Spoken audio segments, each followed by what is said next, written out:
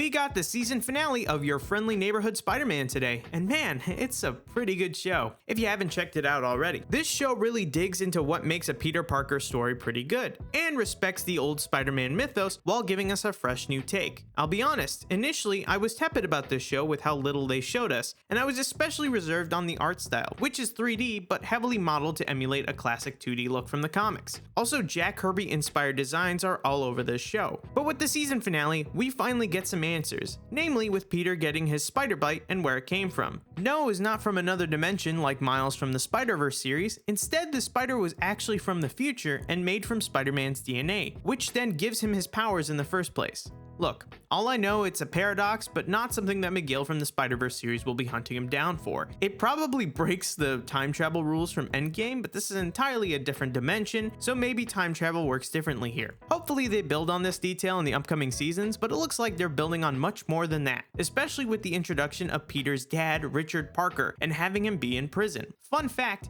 he's voiced by Josh Keaton here, who has been the default voice for Spider-Man for many who have enjoyed the Spectacular Spider-Man series. Now, it's interesting that they actually are tackling a story regarding Peter's parents, as a lion's share of the comic story usually forget about Peter's direct parents and just have Aunt May as the main parental figure. But this show has shown that it's willing to take roads less traveled with a Spider-Man story and isn't afraid to try some new stuff, which I'm pretty excited for. Hopefully the twist is that Richard is a villain or has attempted to mess with Osborn or something. But what are your thoughts on Your Friendly Neighborhood Spider-Man? Did you enjoy the season so far? Let us know in the comments down below.